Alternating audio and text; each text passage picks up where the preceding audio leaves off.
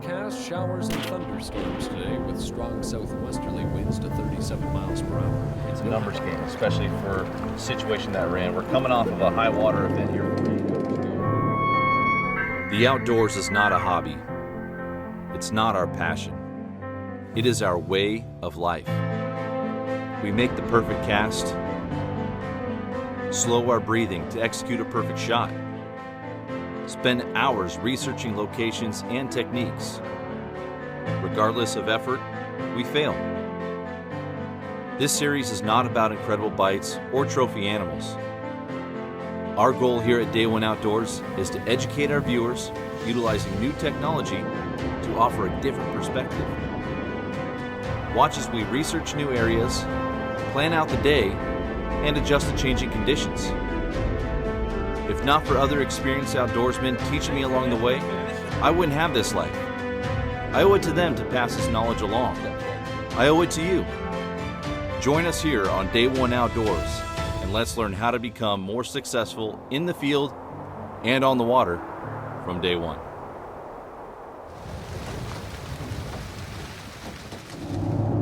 Last time I fished this upper stretch, I was like a sophomore in college.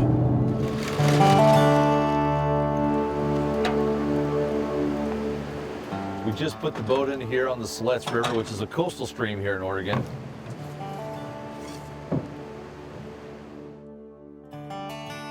Now today, water's a little bit high and off color.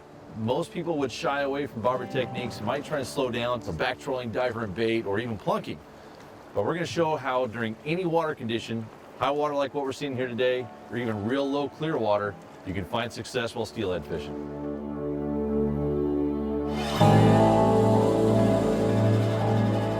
Bobber fishing is the most versatile technique that a steelhead angler can use.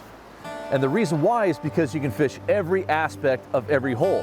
However, if we do not understand how the water flows and the environment that these fish live in, we will not know exactly what bobber technique to utilize. So first and foremost, every river is built exactly the same around the world. They all start up in the headwaters and end up at the mouth. And the rivers sort themselves from the headwaters down to the mouth. Up in the headwaters, up in the mountains, you're gonna see a lot bigger material, that heavy bedrock and large boulders. As you work your way down to the mouth, you'll see smaller material like sand, silt, and clay. Just think of when you're up in the mountains, you see the bigger rock, or down, say, mouth of the Columbia River, down there in Astoria, it's all sand and silt down at the beaches. But rivers don't just sort themselves from top to bottom, they also sort themselves left to right. A prime example is right here where we're sitting. So first, rivers are always built with a pool riffle system. They start out with the riffle, the fast water up top, drop into the pool, which is the meat of the hole, and then start to gradually shallow up into the tail out. And as they make that pool riffle tail out transition, they're usually turning left and right. Right here in this case, the main current is pushing up against that far shoreline. And right here at my feet, the current's almost dead. Now, why is this important for us as steelhead anglers? The reason why is because during every different high water event or low clear water or ideal river conditions, these fish will transition to different types of bottom. Sometimes they're on sand and pea gravel. Sometimes they're in the fast water with the larger substrate like the boulders and rock. What stream power also does is it transports sand and sediment downstream in the middle of the water column. And that is important, especially in high water events like what we're seeing here today. That is the river's ability to move all that material downstream. And right here in the main flow of the current, the water color is darker. Right here at our toes, you get maybe about 1.5 feet, 2 feet of visibility. Out there in the main current, it's maybe 1 foot at best. When we walk over here to this back eddy, the river has lost all of its stream power. It can no longer transport that sand and sediment downstream. What does that do? It cleans the water up. So right down here, no current, gin clear water. So in high water events like this, where do you think the fish are going to want to sit? Out there in the main current where they're getting pummeled by sand and sediment, or in slower current up against the edges where they can breathe better. So understanding the environment of where these fish live is very important for us as anglers. Now, it also will dictate what technique we use. Fishing up at the heads of the holes, right where it drops out of the riffle in the first part of the pool, is perfect for fishing bobber and jig. You can hit these inside corners, little fast seams where the fish might be tucked up in there, and it's a great little scalpel. It's a precision tool to pick those fish off when they're in smaller water. When you get down into the meat of the hole, most of the water that we're fishing here today, bobber dogging is a fantastic technique because it allows you to cover a large stretch of water and fish it effectively. When you move into the tail out, that's where you can start using your fixed bobber rigs. Even bobber dogging works well there too. And tail outs, depending upon how wide they are, that's a great place for bobber and jig as well. So understanding the environment that these fish live in, how they transition during each water event, high water, low clear water, ideal river conditions, will help you determine what bobber technique is best for you. Is it bobber and jig? Bobber dogging? Are you on the bank or in the boat? If we understand this fully, you're going to be more successful.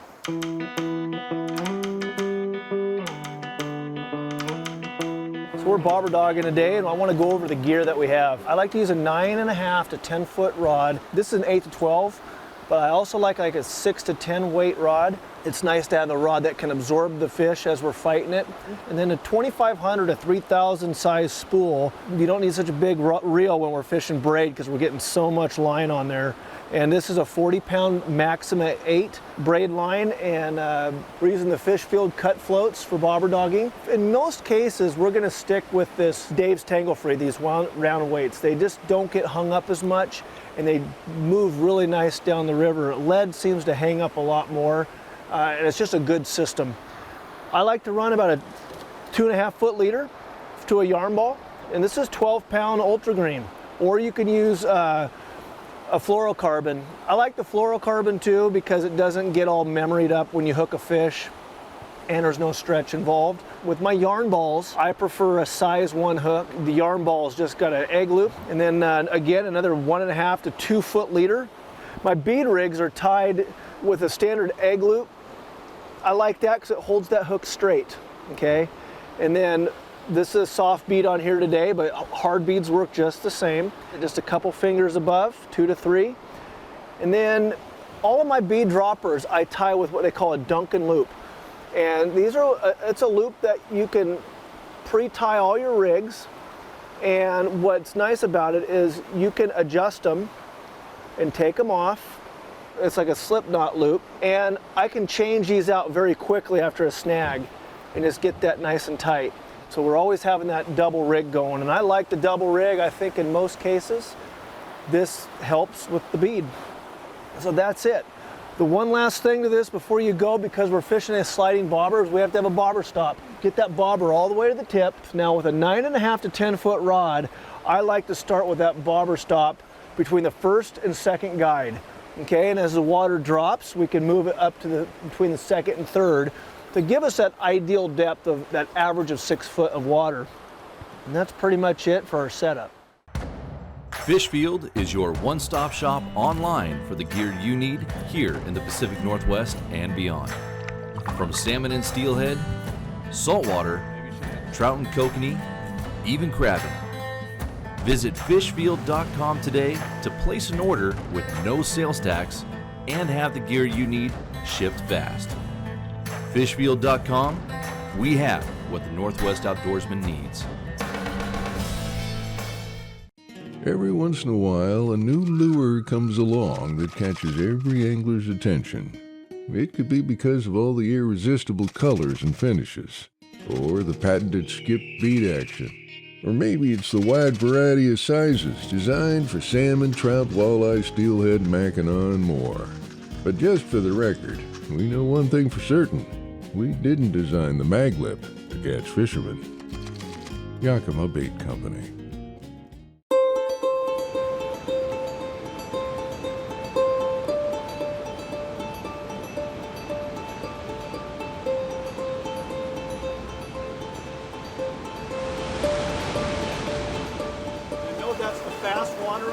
Okay. Just to move through, just get it out there about halfway. Will do. There's a little seam right there that even in this water, the fish will hunker down that rock ledge. One thing that a lot of these coastal streams have are these big ledges. Yeah, you can see the dark water right there. It's all just bedrock. And that bedrock is super grabby, really snaggy, but it also creates awesome travel lanes for these fish moving upstream. Shoot through this little riffle, and then we'll fish to the right on that soft edge over there. Right here? Yeah, just once I get down about halfway through. Yep.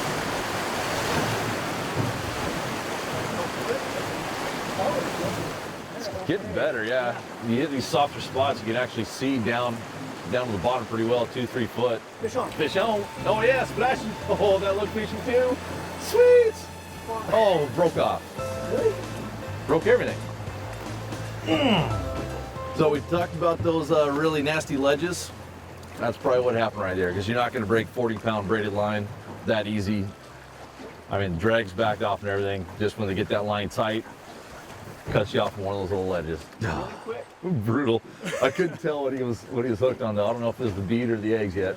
Well, it's a good sign.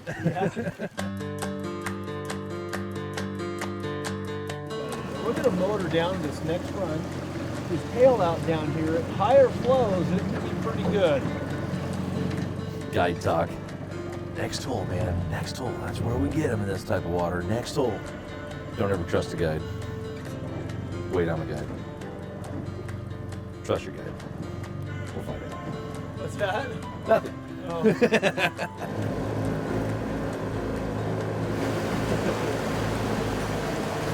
be the most productive color that I've had. But we do have one rapid around the corner that we'll want to make sure anything that shouldn't be too wet. We will get water over the bow.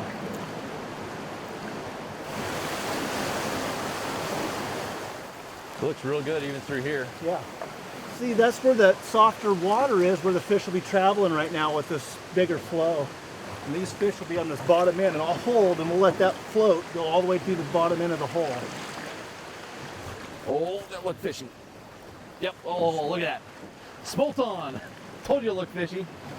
A little small for us. We'll get them unhooked here real quick. I'd say this to clients, if we're catching smolt or trout, that lets us know that conditions are good, bait that we're using is good, and we just have to find steelhead. If you're having a day where you're not catching any of those, something's off. You know, it could be barometer. Hatchery fish. Come back in 3 years, buddy. What we'll do is we'll do a quick pass, and as soon as we get that bobber, we'll reel in very quickly, and then we'll sit down.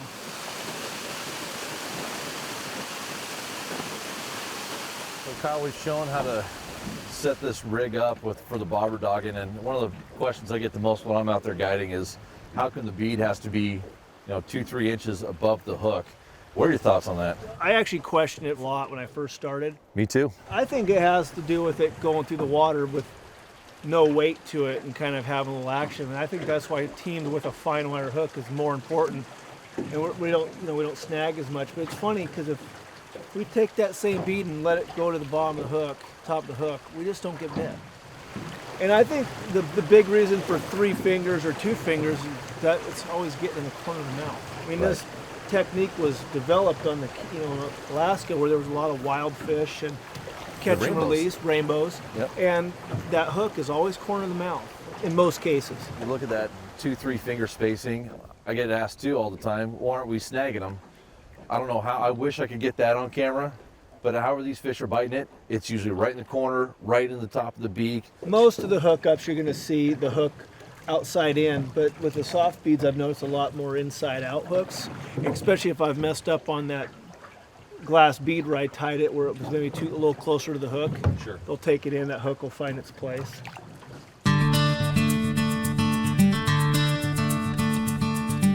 So fishing this double rig right here, a lot of guys can have a hard time with getting all sorts of tangled up.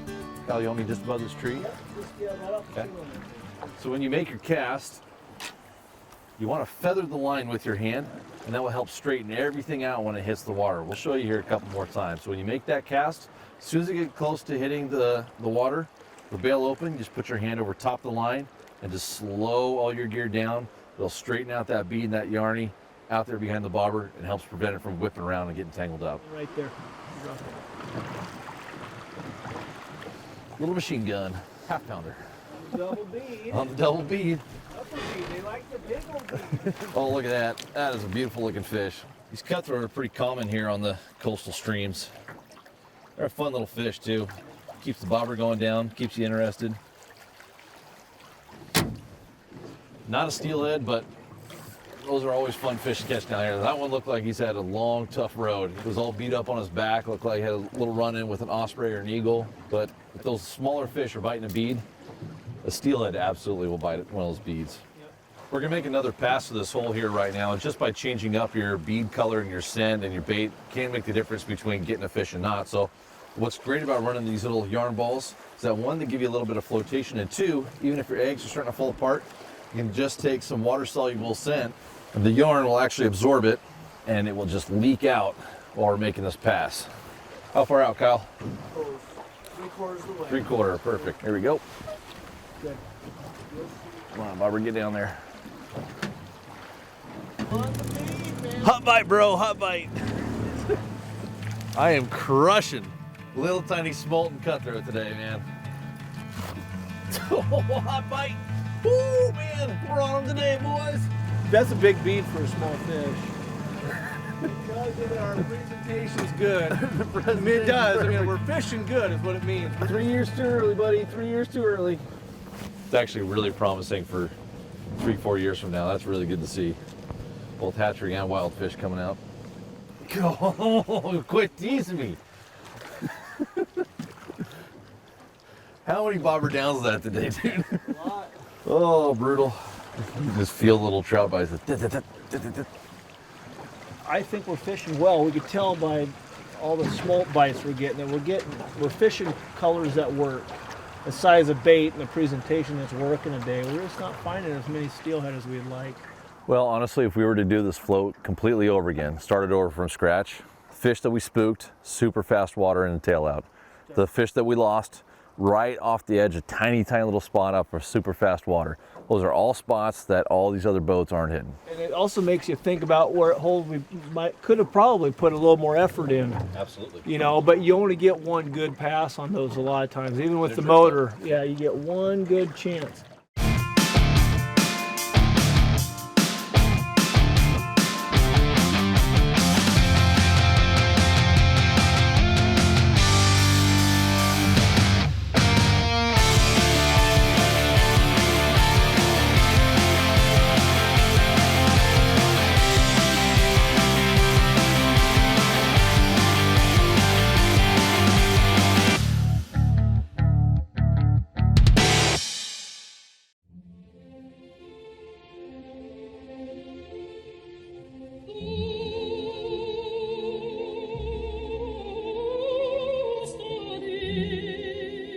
Salmon swim up to 3,000 miles to return to their exact place of birth to reproduce.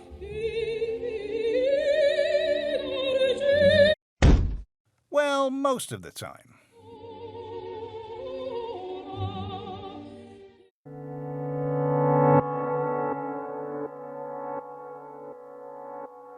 Kyle and I have both noticed something here so far today, is that even though we have some off-water color conditions, they seem to be biting the bead, and that's what we're assuming. That's what the little smolt bit, that's probably what we had the fish on that we lost earlier in the day. So we're gonna switch this up and go with double bead system. We can run different colors, give them a different look.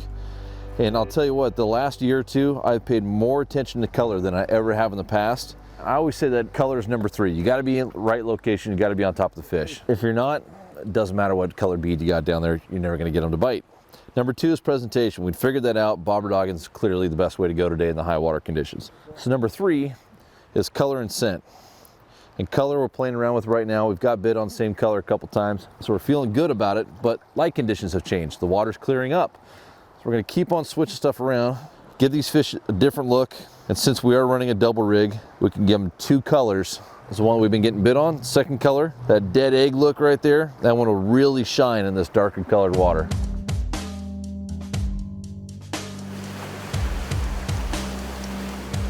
So we're gonna fish right here in a second, like just on the other side of this faster water. Yep, I see it.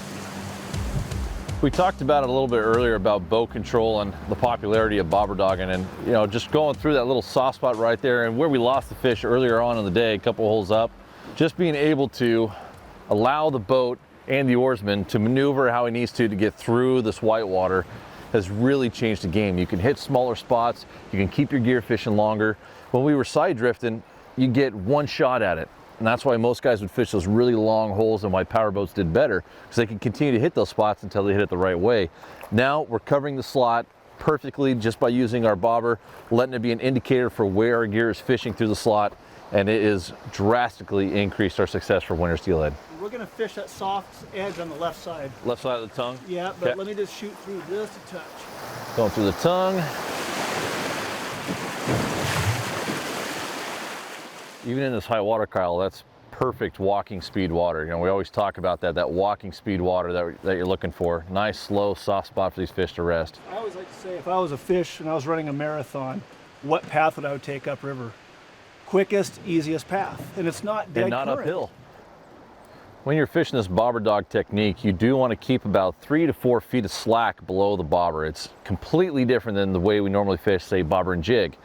And the reason why is because that belly in the line does two things. One, it helps pull your gear downstream, helps keep all your gear straightened out. And two, it helps keep you on the exact same line, on that exact same part of the seam. If you reel tight to the bobber, you're going to be constantly pulling it out of the hole. If you let the slack come straight below the bobber, the current keeps pulling the bobber straight down along that edge that you're trying to fish. That's exactly what we're doing here right now. It's a nice little soft spot right there.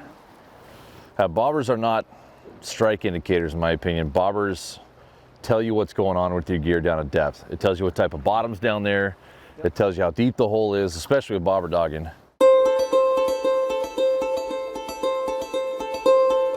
Tell me when, boss. Go for it.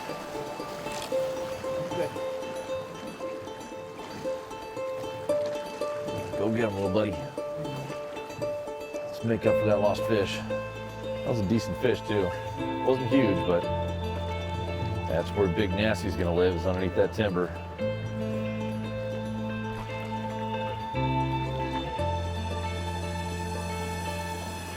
Just to touch this foot there, yeah, perfect.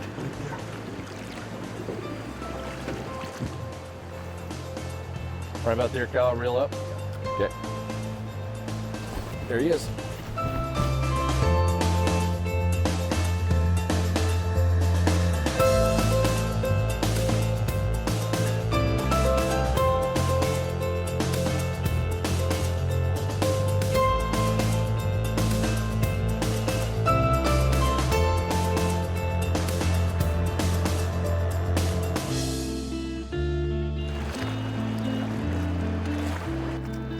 I don't know how we landed that fish. It was literally the bottom of the drift, all the way at the tail out. And I was just starting to reel in. Bobber didn't even go under. I was literally reeling in to get it up out of there before it got snagged. And as soon as I came tight, fish on. Nice fish, and this one came on the bead. Yep, came on the bead and The bead's gone, actually, it popped off. bead popped off. Yep. Oh, that's a healthy fish. Trick here. Oh yeah, threaded him. So very sharp. Look at that. Right in the corner of the mouth, perfect. And there you go. Clear? That's free. Cool. Just watch yourself there. Again, I can't believe we pulled that fish out of that fast water. It was in the tail out super fast. The river loses a lot of gradient, a lot of elevation. We just slowly walked her upstream.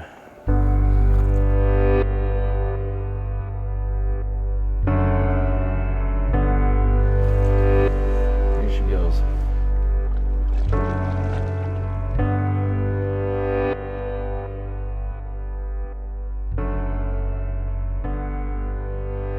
So again, the setup that we're running is your typical bobber dog set. This is your fish field float. And again, it has that flat butt, which helps pull it downstream. And then about 2 feet here down to your yarny. And then a double rig down to our bead. And Kyle, you got that bead there? I do, and so what we're doing is, on mine, I tie a glass bead there. A lot of guys do different things, but the reason I use the glass bead with the rubber, with the soft beads, is because a couple things. One, it's a good stop, and I can change beads really quick. And I run it like dead that. center. It looks like an eye of egg too. Well, and it's a lot easier than having to run the sequin or a grommet or anything like that. That's a nice, quick, little easy way to do it. It's durable, and it doesn't break. It's just a standard bead knot. Yep. Very easy. Well, hey, it worked. Even in these high off color conditions, I immediately, honestly, when we came out here, I kept looking at this inside seam, and there might be a fish or two on it. But one thing that we've kept on talking about this whole morning is that the fish want to sit exactly in the same spots every day, every year, during every single type of water condition. And that was just proven right here, where you said that spot is where you've had a lot of production so far this year, a lot of success. And guess what? Right in that spot, fish on it. It One was of the things we did dumb too, luck. we actually anchored up, Yep. took a break, and then came through. And on that first pass, we hooked the fish. And it was even in a spot where there's a lot of cover. It had the tree overhanging, a lot of broken water. So it was a very common spot where fish in low clear water conditions would sit. But even in this, foot and a half of his in dead calm water, it was still sitting there. Yeah. And it bit a tiny, tiny, tiny little bead. Or a big plug or a big sand trip and spin glow. I mean, that's just a tiny little presentation. That's all it takes. Yep. Nice job, man. Hey, thanks, buddy. Hey, you put me on the spot. I'm just the guy holding the stick. You're the one who says cast over there, so this is all you, man. All right, let's re-rig. I'm gonna check the leader here. That was a hard fight. I want to check for rocks and whatnot. I mean, we just slowly walked her up. Yep. So let's re-rig and see if there's another one in there. All right.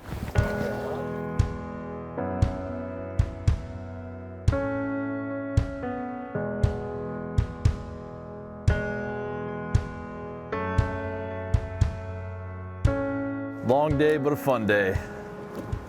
Had a few chances. I'm still heartbroken over that one that popped off on that bedrock, but got a beautiful native. Nice day, couldn't really ask for more. We learned a lot about bobber fishing techniques. Hopefully you guys have some good takeaways, and we'll see you next week.